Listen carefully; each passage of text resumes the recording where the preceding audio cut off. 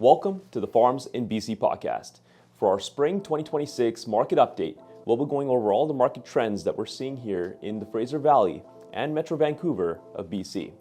This includes the price shifts that we've seen since 2023, rising inventory, interest rates, and what buyers and sellers should be expecting going into this year. Stay tuned.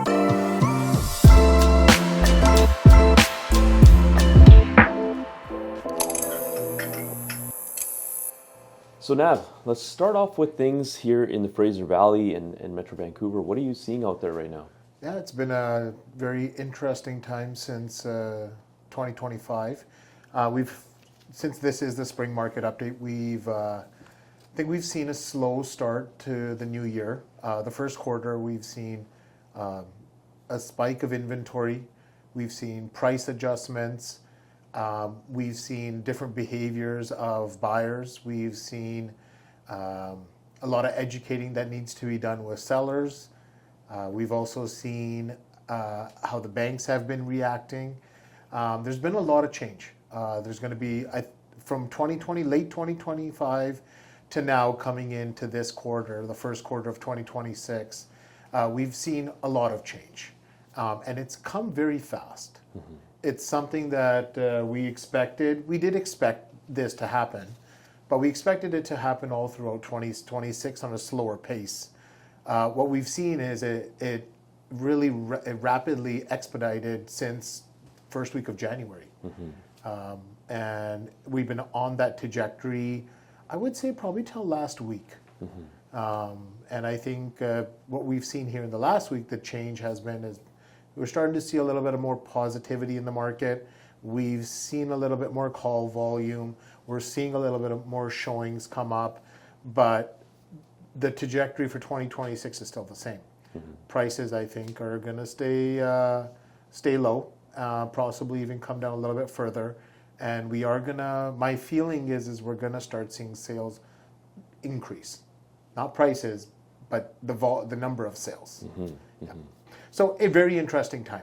I've been doing this for 17 years, have never seen anything like this before. It's new water that everyone's treading, buyers, sellers, realtors, mortgage brokers, everybody. So it's appraisers. So everyone is just trying to figure everything out as we go. And at the same time, trying to give the right advice mm-hmm. to buyers, to sellers. Because this is when they need this is where they need really good advice, honest advice, specialized advice, depending on every situation. So very interesting time, for sure. Yeah, awesome. And obviously, even though we haven't had that experience going through this situation, we can base our previous experiences and actually guide accordingly, right? So we can at least give a good idea. I think we've seen, I've seen about 3 slowdowns. Mm-hmm. Price correction in the farming world in the last 15 years, I would say would be 2019. Mm-hmm. And the biggest cause of that was the restriction of the amount of the size of farmhouses that could be built. Mm-hmm. We saw a rapid decrease in farm values. So a policy change. Yeah. Policy change, yeah. We came out of it pretty quick. Mm-hmm. That was 2019, early 2019. COVID came for a beginning of 2020. So we and then the COVID market bump up. So we kind of really flew through that downtime mm-hmm. pretty quick. And things just started chugging along since then. But that was the last time I've seen a big price correction. You're right. And with learning from that experience, that was my first time seeing a big price correction. And I think prices at that time for about 6 months dropped about 15%. Mm. There was a lack of buyers because everyone had that mindset of building a house over 5,400 square feet. And now we're going through that process, educating our clients on the price reductions and how that works and how price corrections are happening. Definitely that time did help for us.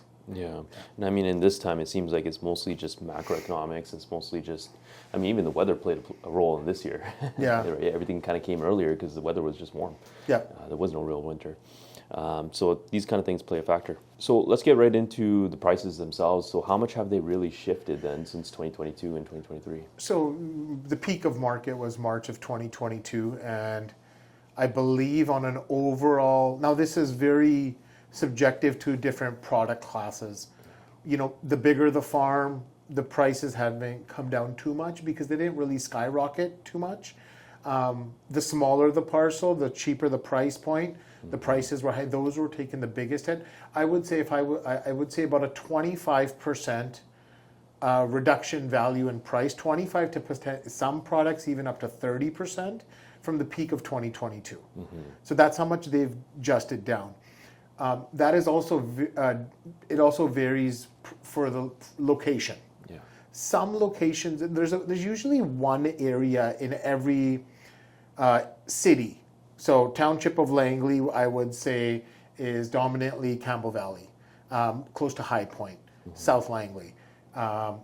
Surrey would be Morgan Creek. Abbotsford would be Huntington. There's all these pockets. There's always that one spot that everybody still wants to be. Doesn't matter if the market's bad or prices are adjusting. Yeah, the prices have adjusted, probably not as aggressively there, just because the buyer pool is still available there and there's still lack of inventory. But overall scale, 25 to 30%, I would say is a fair pinpoint number to say that the prices have come down. So where do you see these farmland prices going over the next 2 to 3 years? I think where we're at with, I would say 30 acres and above, they're hovering right now at about 100 an acre, 100,000 an acre. Some areas about 105 an acre, some areas 110 an acre. I think you're going to see that pretty steady. I think anything above 30 acres have adjusted fairly well. The gap that we haven't seen a real adjustment, or we haven't seen enough sales data, was between 5 to 20 acres. A lot of the sales that we've seen happen is below 10 acres. So between 10 to 20 acres, we haven't seen many sales, but I think there's automatically has been a shift because the bigger farm prices have come down and the 5 acres and below have come down. So I think that 20 acres and above, I think that will stay steady now. I think between 10 to 20, you'll still see a downward shift. 5 acres and below, I think we're pretty close. But I still think there might be some room to shift further down. Percentage basis, it's so hard to say. I'm going to say about 5%. I think we still have room to shift downwards from 10 and below acres. Why are we seeing more inventory come onto the market right now? Yeah, well, there's been we've seen since 2023, as you've noticed, 2023 onwards, prices have shifted downwards. There's a lot of sellers that were waiting for 2024 to be a better year, 2025 to be a better year, and in fact, it went the opposite. It shifted downward. So they're not in any desperation to sell, but it's a pent up of inventory where sellers are like, okay, well, I'm not going to sit here wait for the market to come back, because now they've realized it might take 5 years, it might take 10 years. So you're seeing that wave of people now starting to say, well, enough's enough. I'm just going to sell it for whatever market value is. We have noticed a lot of sellers are listening to our opinions on where pricing should be. You're getting the other individuals where the inventory would be from estate sales, and divorces, or lifestyle change. That inventory is always going to be there. And then you've got obviously the ones that are financially are in a binding. Either they've leveraged too much, and or they've just bought too high. I think buying anything in the peak of market, and you're down, say, 10, 15, 20%, you're in almost in negative equity situations. You have no choice but to sell. So you're seeing all of these things come, and everyone is just saying, okay, well, let's just put it on the market now, and we have to sell. Or it's like, let's just sell it at market value. Some are not even saying we have to, but some are saying, well, market value is market value. If this is the price, well, then this is the price, and we want to move on with our life. We're not going to wait here for a longer period of time. That inventory has come on. The spring inventory of 2026, where we thought would start coming on in March, April, have actually started coming on in January. So that peak of inventory just got dumped on aggressively. I do feel there's still more inventory to come, but I also feel that there's a big group of sellers that have tried to sell for the last year or two, where they're just fed up. They're not in any financial need to sell. Yes, they would like a lifestyle change. Yes, that's why they listed to sell. But if it doesn't make economical sense and they don't get a certain price point, I've now noticed they've just started taking it off the market. Yeah.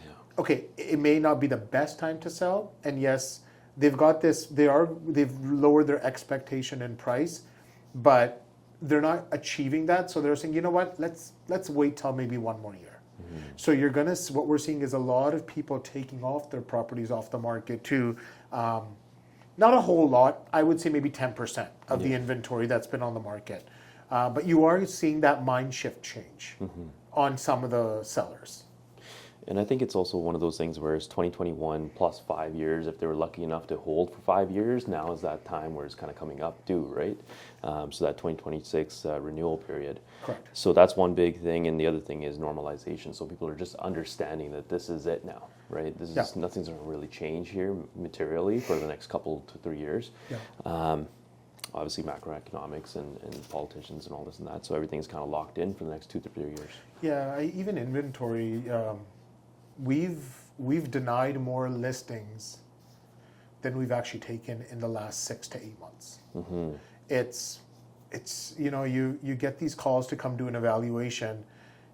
You give them the facts, and if the price is, we don't mind giving it a shot when there's about 10% higher than our suggested or a value where we think it's going to sell, because there might be that one unique buyer that really likes that property, might pay a little bit of a premium.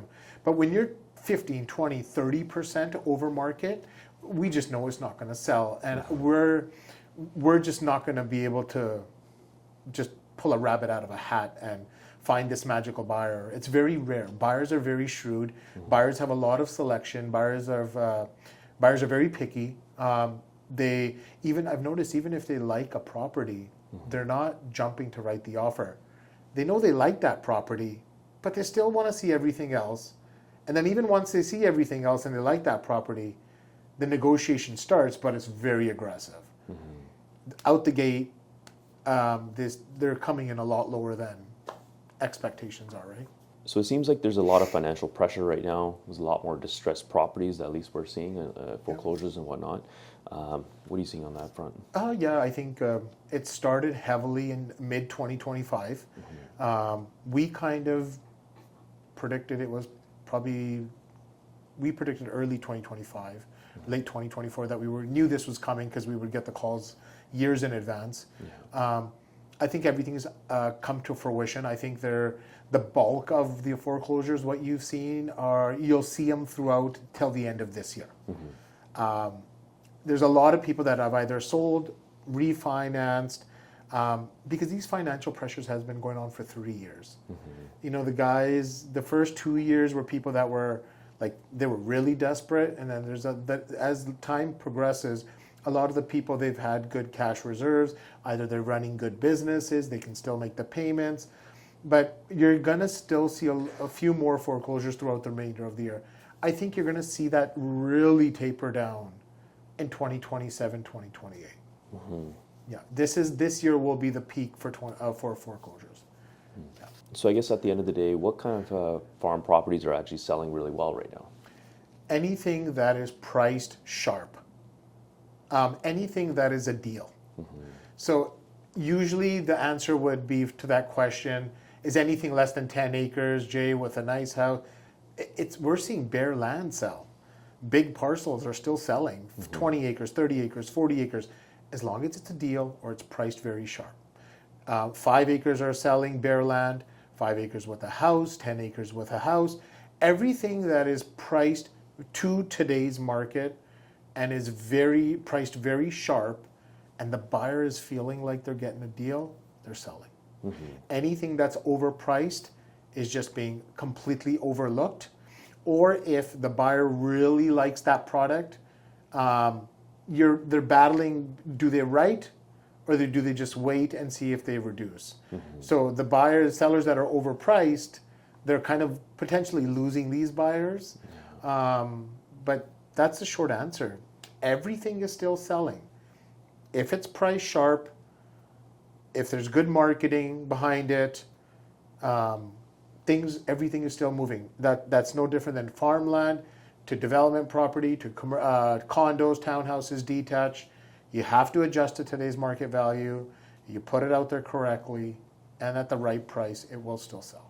Yeah, and then secondarily would be just, having your financials corrected and also having your property presented in the best light possible, right? Yeah, so doing these minor things obviously helps. Marketing is key. I've noticed we have gotten more busier as the market has come down because I feel sellers are starting to appreciate people that are focused and specialize in a specific product rather than giving the listing to their uncle or their relative or their best friend. They're like, well, we get one shot at this to really present it to the public. Either we need to know marketing, we need to know the people that have the right buyer pool. And that's why we're getting a lot of inquiries to list, but not taking all of them. So then it obviously leads into what properties are actually struggling now to sell. It's those ones that we just mentioned. It's all the stuff that's overpriced. Overpriced is one thing. Quality also is selling. So there are properties that are still selling for a reasonable premium value, higher than today's market, but because the quality is there, it's in a prime location, the infrastructure's immaculate, the house is immaculate, the landscaping's immaculate. It's priced 10-15% above market. Someone will still pay that extra premium because it ticks off a lot of premium boxes. It's not really bad inventory. It's a lot of inventory that has a lot of issues. Farmland with a lot of creeks. Farmland with not well-maintained barns or buildings. Farmland with deteriorating homes. Farmland with easements, right-of-ways. Farmland that don't have utilities, either gas, hydro, water connection. So they're not, those are the challenged listings. Now, the only thing to really push those listings is going to be price. You got to make it sweet enough you got to make the deal sweet enough to a buyer to take on all those issues, because you're going to have to put the money up to fix all those issues. Whatever ones that could be fixed. Right. And I think that is really the disconnect with a lot of sellers that I'm having, is that you try to explain to sellers like, hey, look, this one was a premium product that sold from a premium price. Let's work backwards and compare it to your 5 acres or 10 acres or whatever. And when you start working it backwards, it's very hard for them to accept the reality of where their true market value is for that property, because the buyer is going to have to put up those costs. And those costs aren't cheap. And it's just educating, and that's all we can do as professionals, is we can educate, lay out the facts, and they're going to have to make the decision eventually. So now for buyers, what advice would you give them if they're looking to make a purchase here in 2026? I would say take your time. Take your time. Look at a lot of products. Do your due diligence. Take your time with due diligence. I've always said this for buying farmland. No different when the market's hot or cold. Be very picky on your location. These farms are not something that you buy, sell, flip. These are buy, hold for a very long time, enjoy, build memories, then you sell 20, 30, 40 years from now. So you really want to be in love with that location, wherever that works for your family. And we've got people that are very selective in location, very selective. We've got tons of buyers. There's still not much inventory in those specific locations. So yes, I understand the market is down. Yes, I understand that there's foreclosures out there. But if you're specifically saying, I want it in this pocket and there's no other listings, and a listing comes up and it's reasonably priced or a little bit higher, I would advise that buyer to go buy that listing versus being satisfied by paying, say, $100,000 cheaper but not happy where their property is going to be. Because again, we're not buying these to flip. These are not buy, fix up, flip in a year or two. They're buy, hold for 10, 15, 20 years. It's going to be very nominal, that amount. Yeah. Right? So I would suggest to buyers is be very selective on location and negotiate hard for sure in this market. Buyers, it's a complete buyer's market. But just that being said, don't lose a specific property because you keep hearing all of this negativity in the marketplace. Inventory is still selective. There's not that much inventory in a specific area. Don't lose it if you are a serious, ready, willing, able buyer. Yeah, I've had a lot of buyers that are, thinking they know it's a good deal, but they're still second guessing. Oh, it's going to drop another 5%, 10%. But I think negotiate accordingly. But I see that, and I kind of agree with them in some senses. If there was about 2 or 3 or 4 of the same farms listed in the same location, I agree. I'll be like, there's 3 of them. I'm happy with any of those, so I'm going to sit back and wait. But if there's one of them and it's priced fairly decent, and I've been looking for that one location for 3, 6 months, a year, and it's finally come up, I just would go, like you said, I would go in and negotiate that extra anticipation of 5-10%. Yeah. Versus me saying, because they know it rarely comes up in that location. Now, vice versa, on the seller side, what would you recommend to sellers? Price it very sharp. Everything is very price sensitive. I would suggest to them, if they're not ready to sell in today's market price, do not list your farm. We say this, I've been saying it for the last 2 years, especially on this declining market. You are literally just hurting the value of your farm. Every time you list it high and you cancel the listing and you relist and then you reduce and reduce and reduce, and you're not listening to your realtor who's advising you to be ahead of the curve versus behind it, you're better off just taking it off. So pricing is very, very key. Interview 2, 3, 4 realtors. Figure out what they're going to do for you for marketing. Figure out what type of product they've sold. Get the specialist to come in and sell the product that you have, right? This is for sellers. It is a very difficult market, and there's some sellers that financially don't have to sell. And when we have our initial consultation with them, that's what we advise them. You don't need to sell. You have no motivation. You're not willing to price it right. Is it even worth for you selling? Yeah, and lastly, interest rates. That's going to be a hot topic coming into this year. We haven't seen one this year yet. So what are we expecting in that world? It's hard to say. There's so many different factors in play. One is the economy, which we know is doing bad. We know the unemployment is increasing, so job losses are at an increase. Then you've got this geopolitical war stuff that's happening, so we don't know how that's going to affect the economy even further. I would suggest don't sit there. I've heard in the late last year and early this year, interest rates might go up. Interest rates might go up. Now I've heard interest rates might come down. My suggestion to everyone, and this is what I've done personally, is you got to figure out what your payment is. Either your interest rate is 3.5 or 3.75 or 4, what are you comfortable paying for the next 3 to 5 years? You're better off getting an interest rate and a payment where you're comfortable paying for the next 5 years versus chasing and hoping for an interest rate that may or may not be here.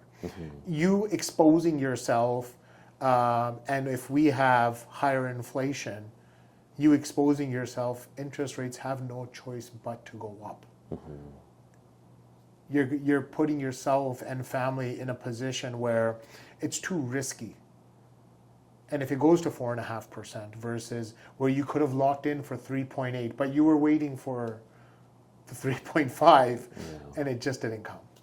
So really do some financial planning. figure out what's best for what payment can you afford to do long term. Yeah. 3 year, lock it in for 3 years or 5 year. I would suggest to lock it in. 3 year, 5 year. You're getting anything below 4 on a residential, take it. If you're getting anything below a 4.5 on a commercial, take it. Like it's not going to change a whole lot from there. Yeah, and even on conservative side of things, assume that it's going to get worse, and be able to budget for that, right? Yeah. Always have that kind of in your back mind, because For the sure. worst case scenario is that you cannot afford it. That's right. 5 years down the road or whatever the case is, and Yeah. you just don't want to be in that situation. So For sure. always be conservative, run your numbers. That's right. But talk to a mortgage specialist. Obviously, we're not mortgage specialists, but Yeah. have that conversation. Awesome. Well, it's always great having you out here, right? Yep. Obviously, getting into the market updates, the insights are valuable, right? People always have these questions, and hearing it straight from yourself is really impactful. So we'll see you on the next one. Yeah. Awesome. Thank you.